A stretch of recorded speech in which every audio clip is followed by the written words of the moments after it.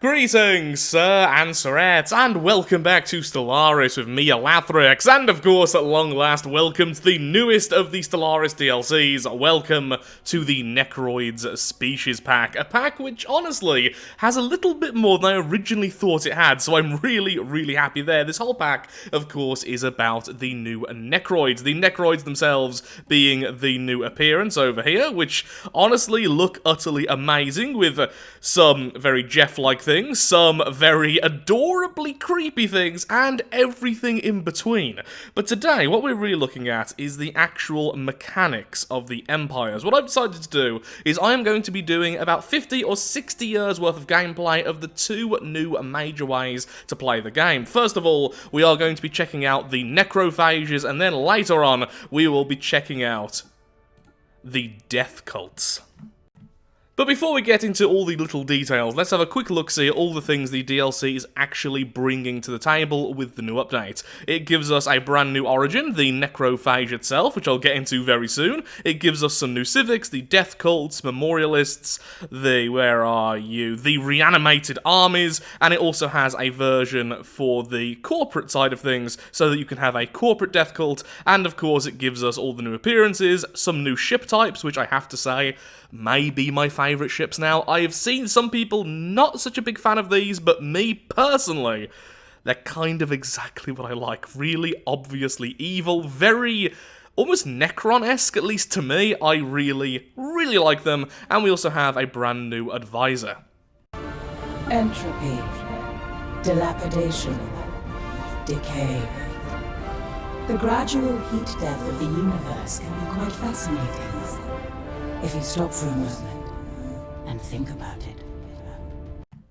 Now onto the two ways to play the game, or at least the two ways which change things up the most. This is still a minor DLC, it's mostly just for the appearances, but these things I absolutely adore because, you know, we're the good guys, and these are very on theme for me. So with the Death Cult, essentially what it means is that occasionally you can sacrifice your own people at the cost of influence. These sacrifices are not in vain though, because they give you empire-spanning bonuses. Extra energy and minerals, extra unity, extra happiness. They can actually be incredibly happy. For instance, here's extra 30% minerals and energy every single month for 5 years.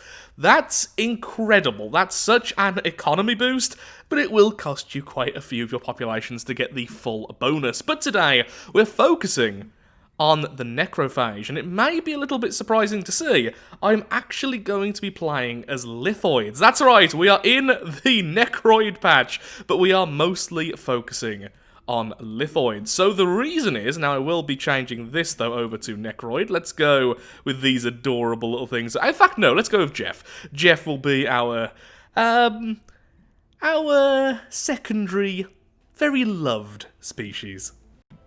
So why exactly then am I choosing to play as a Lithoid for this Necroid expansion? Well, it's because I think this is going to be incredibly powerful. You know what? Maybe I won't do this. Because it's the first time trying it, you know, it is going to be silly. We're going to just be Necroids. Let's be these fellows.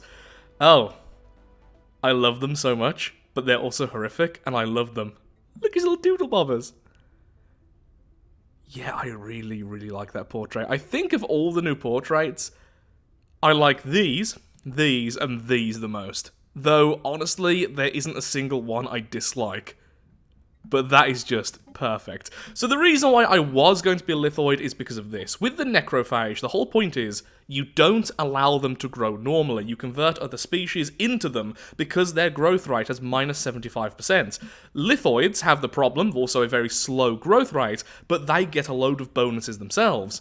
But because you're not growing them, it doesn't really matter. So essentially, you're getting this ultimate species with the Necrophage bonuses and the Lithoid bonuses with only one set of negatives because they kind of are the same negative, which the Necrophage naturally works around. It is an insane amount of synergy, and you can make the ultimate species that way, especially if you start genetically modifying them and all that.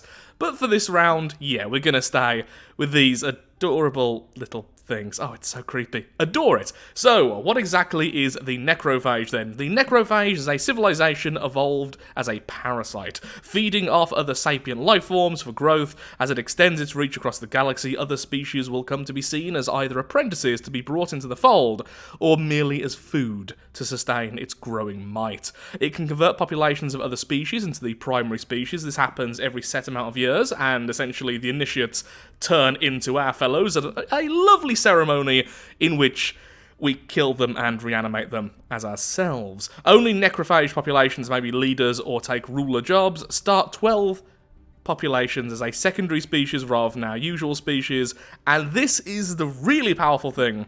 Guaranteed habitable worlds are instead primitive civilizations. Rather than getting normal worlds, we get civilizations next to us, which is kind of crazy. That's a lot of populations to slowly convert into ourselves, but also just a load of populations to begin with. So for our lovely bringers of salvation, turning other species into our pure, near-immortal selves, we have the guilds, and we have the memorialists. The memorialists are actually, from what I can see, really powerful. Gives us unity and society research, similar to a temple, or the regular monuments, but the building itself also increases the stability of the planet, and you can keep on building them. So you can have really high stability worlds. I can imagine having these on a ring world, for instance, increasing the stability whilst having the districts for normal jobs, would be incredibly powerful. Sadly, these don't also produce amenities. We then have the guilds, just so our secondary species can be a lot cheaper to maintain. We are fanatic authoritarian, and we are materialist. So it's all about having a very good start, and then scaling decently quick in the mid to late game, though not quite as extreme as other roles. Honestly, I just want to see exactly how all of this plays out. We are the Necrophage. All will become near immortals. You're welcome. Oh yeah, I forgot I named them that. Yep, a bit on the nose with the naming there, but that is exactly that. Of course, we're going with the new ship type. We have the new background here. Let's get going. In the not-so-distant past, life was dominated by a fairly unremarkable species. To all onlookers, they would have seemed to be following a standard meandering course of development, with occasional rapid periods of innovation interspersed with much longer periods of seemingly insurmountable setbacks. However, unbeknownst to them, their planet was home to a second intelligent species. Us.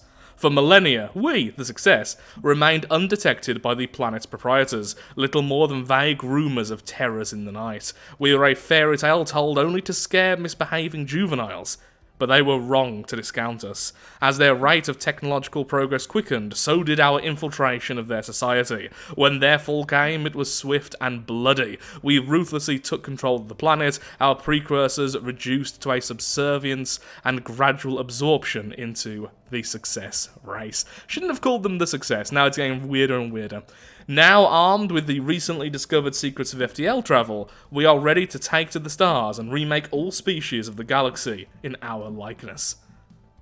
We are the bringers of salvation, all will be immortal. Or at least near immortal, because that's all we are. Either way, here we are then, the Necrophage, and we start off with the Chamber of Elevation. Necrophytes turn consumer goods and food into unity and amenities. Once every 10 years, necrophytes are transformed into success in an elevation ritual. So I'll be looking out for that in 10 years' time. Here they are. Our lovely little failures, all studying nice and hard to become weird insecty. I kind of think they look like they're from the water. It's hard to tell. They do look like they are living in a fish tank, to be completely honest. Are they aquatic? Perhaps we are aquatic. It's hard to tell. Maybe we lived in the oceans to make us even scarier, occasionally infecting sailors or something. But either way, their training, in 10 years' time, they will be converted into us. And that is our society in a nutshell. Oh, that's something to consider. Currently, half of my species is also being owned. I could have just kept these as the owned population. Yeah, I don't think I actually needed the guilds. Well, it still makes them more powerful, so I still think it's the right choice. It's just an odd one. So, with you, I want you to be your indentured servitude. That's already what you are. Fantastic. And you can be There we are, giving us plus 10% resources from jobs. That's perfect, as long as you can stay as Necrophytes, which you can. Wonderful. And there we are with the Chamber of Elevation, which gives us the Necrophyte jobs, and also increases stability, which is going to stack with the Sanctuary of Repose, which is what I'm going to make straight away for our Chroniclers. Give me some more population growth, give me some more energy, give me some more research. And let's get going. I should, of course, also look at our ships. Is that a construction ship kind of melded in? Oh yeah, look at that. I love this design so much, personally. It's actually a lot less Necron now I'm looking at it like this, but yeah, utterly, utterly adore it so much.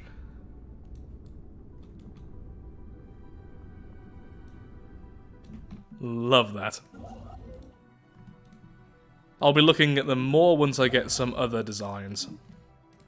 For now, though, just going to completely eradicate this poor little thing. There we go. And I'll be taking those alloys, thank you very much, so that I can build our Sanctuary. The Sanctuary will give us plus 5 stability by itself, even if none of the jobs are taken, but it also gives us 2 Death Chroniclers, which will give us Society Research and Unity. One thing I think I would do next time is that my main species should probably have some of the leader bonuses, either extra leader level cap or extra experience, just because they will always be the leaders. Our secondary species will never ever get that. So in Harmony, we have a unique tradition here. Unity of self. Interstellar harmony would be greatly increased if all sapient beings looked, thought, and acted as we do. Necrophage and populations gives us unity. Okay, yeah, let's go with that. The first of the primitive civilizations is over here. So it looks like they are still following the basic rules of habitable worlds, being the same world type as yours. So this one is a desert. And here is the species. They are industrious. But soon they'll be exactly what we are. Which is better, of course. For them. For us. For the galaxy at large. Oh, that's a set of good guy ships right there.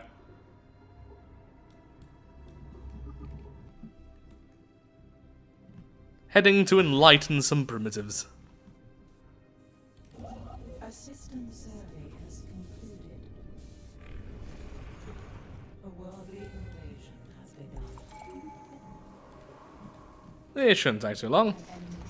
And there we go, lovely. We have our new world. So straight away, that's 12 populations. Now, admittedly, they are undergoing stellar culture shock, which makes the world not exactly great for a while, but at the same time, it is pretty darn fantastic. So, I really want to actually, no, I don't want a sanctuary, because that doesn't provide us with any amenities. We can't build the Chamber of Elevation until culture shock is over, so it does take a while before we can start getting our populations up and running. So what do I want to build here? I think this would be a lot easier with a spiritualist empire building a temple. But let's go with the sanctuary. No, I still want the sanctuary. I want everything. No, let's go with a hollow theatre. Let's get this started at least. Make sure the world's nice and happy, and you fellows will be indentured servitude, and you will have migration controls. I don't want you moving off this planet. Okay, here's something I didn't know. Can indentured servitude workers not be entertainers? Now, I know there's a specific type of owned populations. Is it domestic? Yeah, domestic servitude, which specifically says can be entertainers, but indentured servitude says just can be employed in worker or specialist jobs. And I can't, for the life of me, force them to be entertainers. That's interesting. Now, thankfully, the amenities problem kind of fixed itself because of other things. But still, oh wow, already found some neighbours. Well, let's see if they like us. I imagine that not really neighbours. I imagine that necrophages probably have a negative, right? No. A system survey has I am surprised. Yeah, I can definitely make them specialists, just not entertainers. Sure, I'll just build something else then. I'm gonna need some admin, so sure. Admin and chroniclers. That is what we're doing there. This humble memorial focuses thoughts and study upon the multifaceted nature of death and endings. Entropy is the domain of these scholars who observe and record death and its effects in all their various expressions. You know, just continued good guy stuff, the usual. Wow, we have so many stability increases. I'm gonna go with one vision for once. We have one vision. That vision is death. I choose to believe we are following in the paths of Nurgle. The path of Nurgle, rather. You know, the whole god of entropy thing. The elevation ceremony. Ever since the bringers of salvation take over on life, the transformation of failures into success has been shrouded in ritual. Once every 10 years, a date which is rapidly approaching, the apprentices gather in the Chamber of Elevation for a special ceremony. What exactly happens to them is a closely guarded secret known only to a select few, but when they emerge, they do so as success. At the end of the year, all necrophytes on life will be converted into success. Okay, I need to name them something else next time. I thought it'd be funny, but it's just bloody confusing. I was trying to be clever with the names, okay? I'm not a particularly clever person. It's the best I could do. It's the best I could do. Okay, once again, migration controls enabled and indentured servitude, please, thank you. So we're about to find out something really interesting. If I can send out colony ships, my main species, is that a cheap way of making more of the necrophages? Similar to all other empires, when you send out a colony ship and colonize a planet, you can then send that species back to your homeworld or to whichever world you want to increase population on. And is that going to be really, really powerful, considering necrophages are really strong, but their drawback is it's hard to get lots of them? It's gonna be interesting, to say the least. I mean, I can't see why it wouldn't work, but you never know. I am dumb, and I do tend to miss things. Because of said dumbness. Oh, look, we're already pretty stable on this planet, despite the fact Stellar Culture Shock is still in effect. Ooh, and Stellar Culture Shock is about to finish. Excellent. We can put down a Chamber of Elevation. I have had to send some of the main species over to these two worlds to work as administrators. These poor primitives just don't know how to run themselves. And we're here to help. God, we're so kind.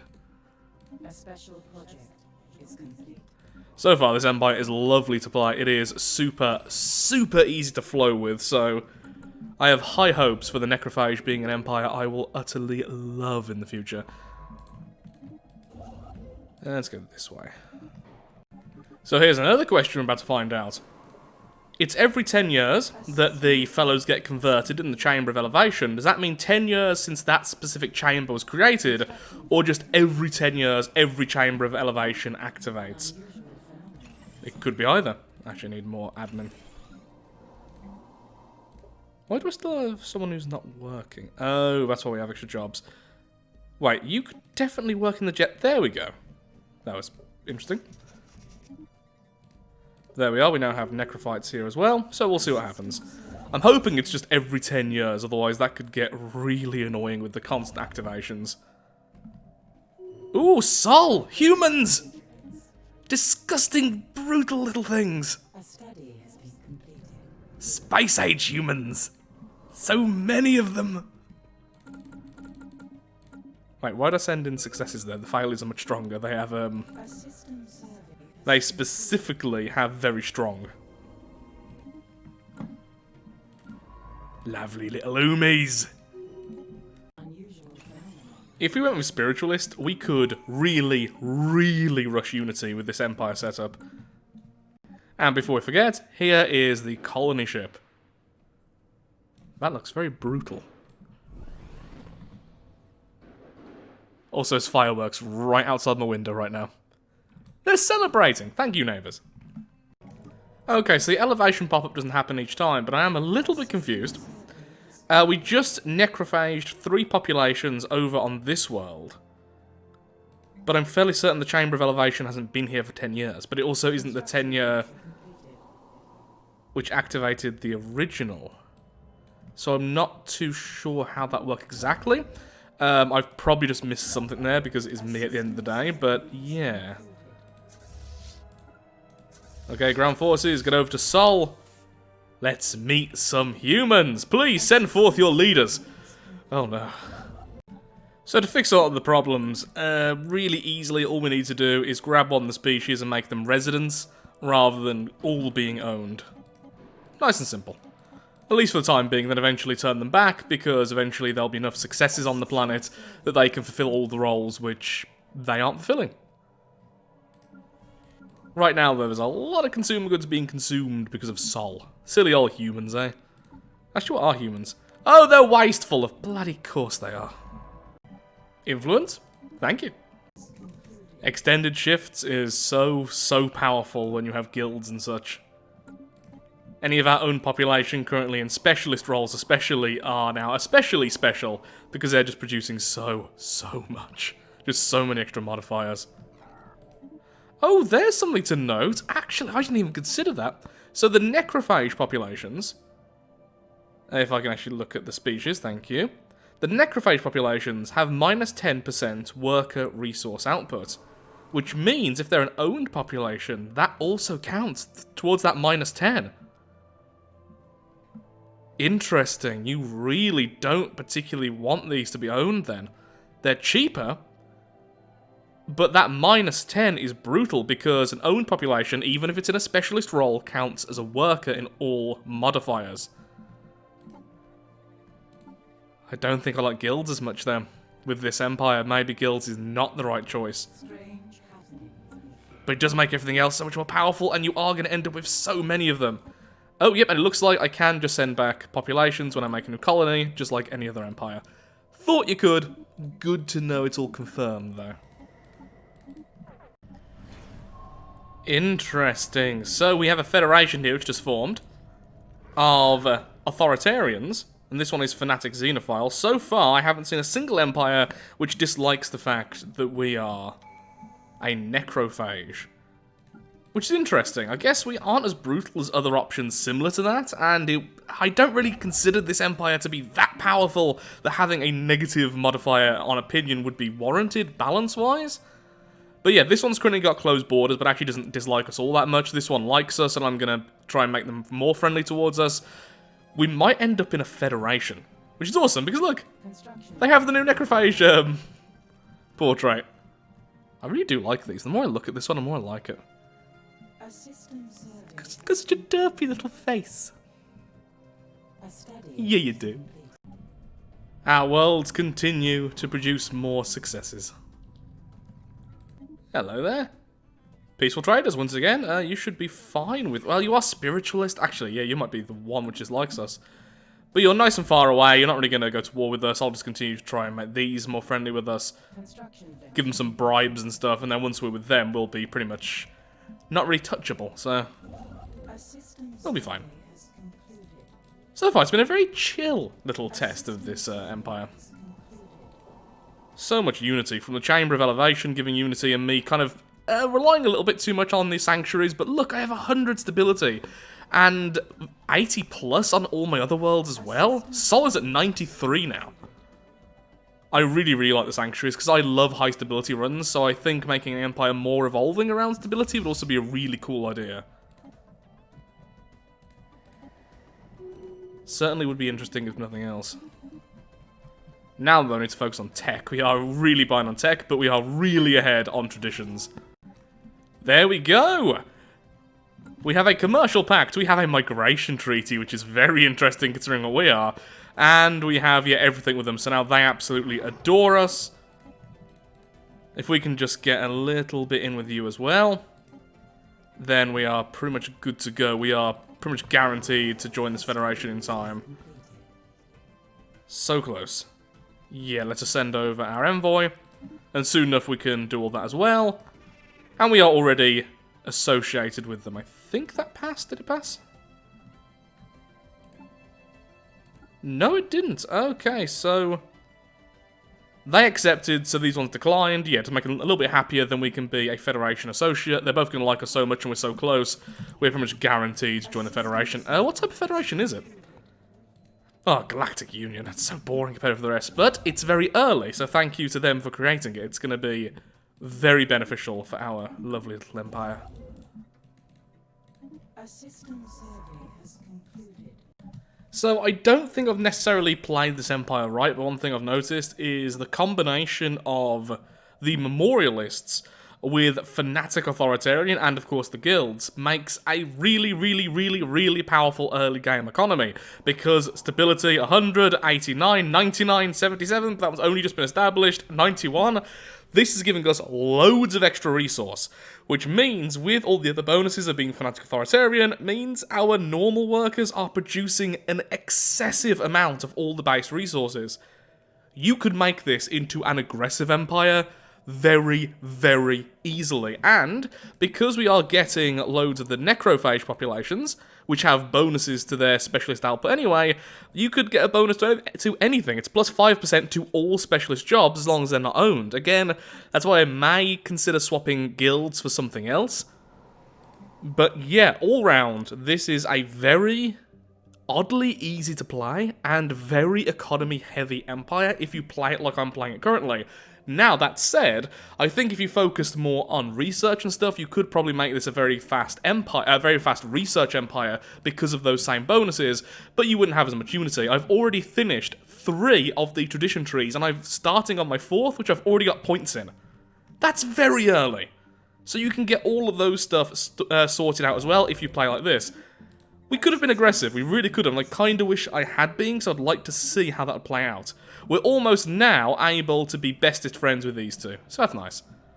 Also, these fellows aren't closing their borders to us. I think it's because... yeah, there you go. Using closed borders diplomatic stance against non-rivals reduces influence per month, so they simply can't because I like trading things. Okay. I am now going to start building up my fleet, which is very easy to do considering our economy, just because right now we are so weak. They are protective with us, and that doesn't give us a bonus to them accepting us into our federation, whereas I believe friendly does. So we need to be strong enough that they're not protective over us, which is worrying because it means they won't automatically protect us versus these fellows, but still. Okay, I can decline that and they still won't attack us, that's absolutely fine. Ooh, actually, now they've moved there. Our distance is less of a problem, right? Yeah, we're really close. As soon as we move away from being protective, we're pretty much in the Federation. Ooh, I have messed up with my admin cap. Whoopsie-daisy. Well, I called it. The second they were no longer protective over us, they want us to join. So yes, we will of course accept. Oh no, we have found... Where are the evil geckos? Wow. They found a lot more than I had. I've been very shut off, apparently. Oh my god, how many? Okay, yeah, there's other empires. I get it. Please stop. Too many. So where are the little evil geckos, then? Oh no, you dum-dums. Thank god I'm in a federation. The bloody Enterprise is the ones who opened it up, the ones who don't like us. Well, we don't like you very much right now, do we? Hey, look at that. Fantastic. Already rank 2 as well. Not that you get all that much early on from this. At least we're all friendly. And that little blue blob. We do now also have cruisers, and... Oh, I love that. Okay, how does the hangar look? Okay, first time, I'm going to say it, a little bit underwhelmed about the hangar. I thought you could do quite a lot with this type of style, but still looks really good, don't get me wrong, just I thought it'd be a bit more extreme. I wonder what the strike craft looked like. That kind of looks like a pen, like a fountain pen. Ooh, like the dual front. Oh, the missile bow definitely looks the best, though. But let's go with the artillery just because that's really what this should be about. I've got such a weird set of techs at the moment because I am a little bit behind on tech. I am now catching up. In fact, I am superior to our evil neighbours, but with the Federation members, I am equal to or worse. Not enough power. That's fine. There we go. So now we can have cruisers as well. Lovely. Yeah, and if you have a look-see at our worlds, where I have the Chamber of Elevation, you can see they have been converted. I originally only had 2 here, there's now 5. If we look over here, there's now 7. Other than our main world, the most I ever moved over was just 2, so there's 6 there, and there is 14 there. So it's just about fast enough that you...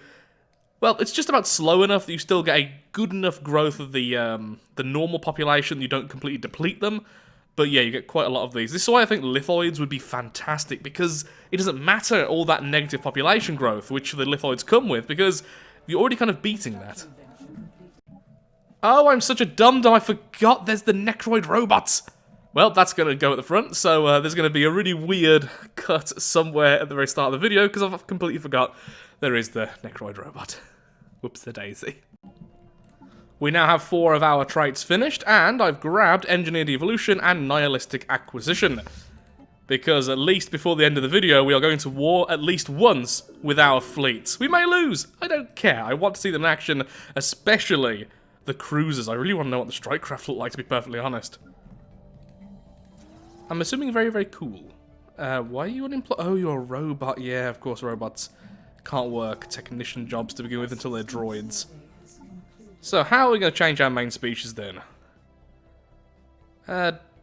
Probably drop... I mean, Decadent... Neither of these really matter too much. So I'm going to just drop Decadent so I have more points. I want loads of these, honestly. Extra research is great. For a start. So sure, you're now natural engineers, and you are also quick learners. There we go. Success is about to be more successful. Okay, we've declared war with our neighbours just for humiliate. Mostly because we have the backing of our entire federation, so I'm going to wait until they move over a little bit, and then I will help them out. Till then, I'll just continue to build new stuff. Because stuff is good.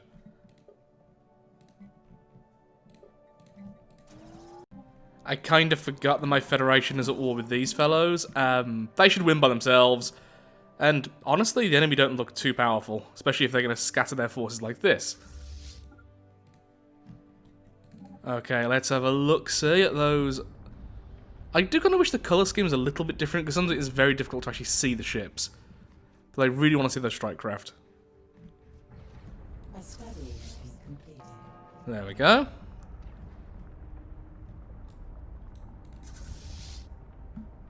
There it... Oh, that is so cool! Look at the little thing! Oh, that's so me! Yes, please! Lots of them! Lots and lots and lots, please.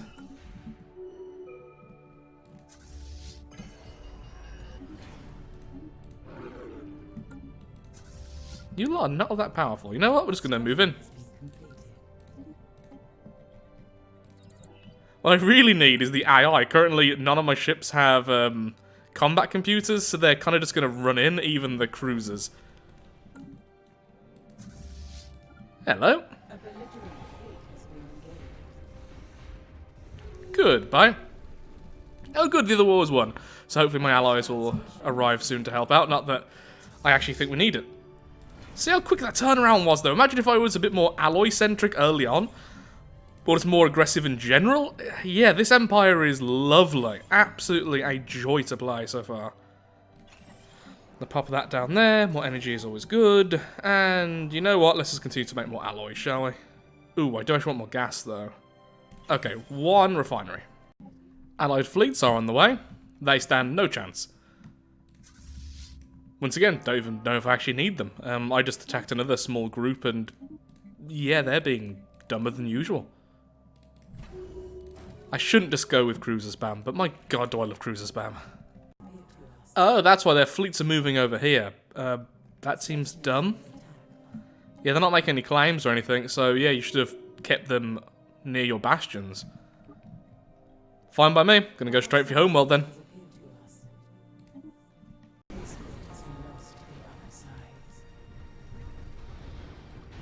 Sure, they're taking some of our spaceports, but here's the thing. They're not going to do anything with them. Us being here is actually very bad for them, because we're about to start stealing populations from their homeworld. There we go, our forces just got a plus 10% fire rate increase.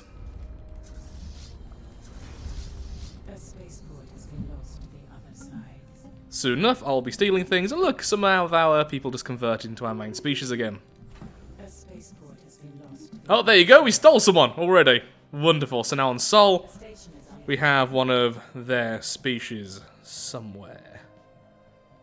Where is their species? There it is. Find the slug. There's the slug. Hey, slug. Could we turn the slugs into livestock? I know we could. No, resist. Slugs aren't very tasty after all, and we can convert them into us. Yeah, now we're staying here. There's no way they're going to get us out. We have about the same fleet power as them without our allies, and now we have their station. Which, by the way, can now be used to reinforce our fleets. Oh, no, it can't. I thought you could do that once you have their station. Oh, do you need the world as well?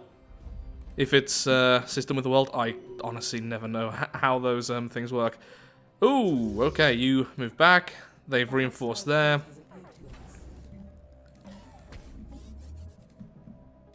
Feels weird buying so many alloys, but we just kind of can. Yet they're losing citizen after citizen after citizen to the Phage. A hostile fleet has appeared to us.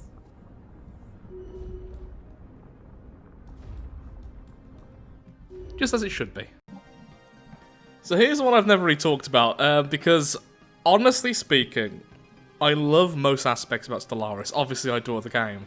But armies are my least favourite aspect. I don't think they're done particularly well, especially compared to other things. In comparison to other things, rather. And this just is an army thing, so... It sounds so cool, though. Within this society, death is no bar to the call to arms. Masters of the art of necromancy reanimate deceased corpses to raise a dead host that strikes fear into the hearts of lesser mortals. Essentially, it allows you to have undead armies. Very cool. Would never spend a civic point on it. That's the problem. You know what? Since we are here, let's do it this time.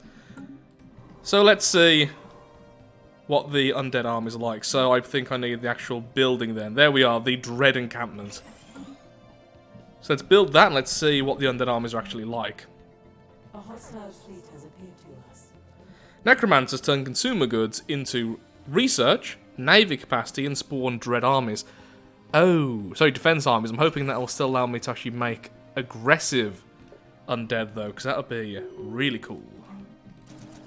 We shall see. Or shall see. Me and talking today. Not friends. Enemies, in fact. Hey, look, friends are here. They're helping us steal things. Well, that was random. The Galactic Market just got placed in Sol. How? I didn't even try to get it there. Just... The humans apparently are always going to be the masters of money, apparently. Even if we don't try. I was putting down dread encampments everywhere. Necromancers everywhere. Really should have started putting down some clone vats now I think about it. Oh. FGL. Oh, over there, okay. Over here we're finally defending against the forces which got here earlier. Using our lovely, lovely little adorable swarms. A study has been completed. Let's get all these back, shall we? There's no real need for it. We're going to be ending the war soon, but still. Got so many extra populations actually messing us up a little bit in terms of food and such. Okay, so do we have the Dread Encampment? Okay, yes we do. So... No! Are the undead armies purely defensive and nothing else? Oh, that's a shame. Allowing the recruitment of undead armies. I guess it is just them spawning the defense forces. Oh, I wanted to have undead armies actually attack the... That's even less good than I thought. What a shame. The war has ended, though. Since the enemy have surrendered, they've been humiliated. Ha ha ha. And I think our empire's in a fantastic place. Now at 700 research, not great for this stage, but we could be much better. And we have loads more populations now to sort things out with. Construction venture completed. Okay, let's wait at least until the necromancer... Oh, unless perhaps the necromancer hasn't been given work. Oh, okay. Okay, now we actually have the necromancer. Yes, we can make undead armies. Fan-bloody-tastic. Okay, that makes things better. Still goes off our normal populations, but doesn't seem to actually be affected by the fact that... Oh, no, we don't have the strong one here, so never mind. Maybe it is still affected by if the original host was strong. But let's just make some and let's see its stats. Oh, maybe we could actually look at the stats here. So, collateral damage... Okay, let's compare it to a regular army. So, a regular army is damage between 1.8 to 3.7. That's exactly the same. Morale damage 1.87 to 3.75. This is essentially double then. Well, close to being double. Same health, no morale, which is actually fantastic. Not limited by populations, and it's being built as fast as an owned population army. So overall, it's much better than the assault army. Just not being affected by morale and doing more morale damage is fantastic. A lot more extra collateral damage, but not as much as the owned population. Yeah, overall, that's a really good ground force. It's just, I rarely struggle with having enough ground forces, so... It's a fix to a problem which doesn't exist, is kind of how I see that. But still really cool. If you want to roleplay the whole I am a necromancer thing, go with that. Because you get necromancers. So how much resource does the necromancer itself create? Oh, okay. That's not bad, actually. 8 physics, 8 society, 2 navy capacity, and 4 defense forces. Well, if I... was building a kind of bastion world, or a bastion habitat, a fortress world that is, I probably would add a necromancer then. It's not bad, but at the same time it is taking up a position for your fortresses. Yeah, I don't think that's a particularly powerful civic, it's not a particularly powerful job, but it is very cool and very on theme, I'll give it that. I just wish there was a bit more to it than what it was, but still. So I think I'm going to be calling it here. I will be now making a video in a similar style using the death cults. After that, there will be a vote in the community tab to see which I'm going to do a full playthrough with, which of course is going to take a weekish to get all the footage for, normally 50 plus hours of me recording, so I do want to check out both of these, and rather than doing it off camera, I would like to showcase it for all of you as well, because I just really wanted to test this out. Necrophage. Really, really strong in my opinion, really fun, that's the main thing, so I really, really enjoyed that, could have played it better, and honestly I do think a lithoid necrophage would be insane. So with that, thank you so much for watching. If you have enjoyed today's video, then of course, likes, favourites, shares, comments, all that good stuff, helps out me, helps out the channel, and most importantly, shows that Stellaris is a series you wish to see continued in the future. Thank you so much for watching, and goodbye.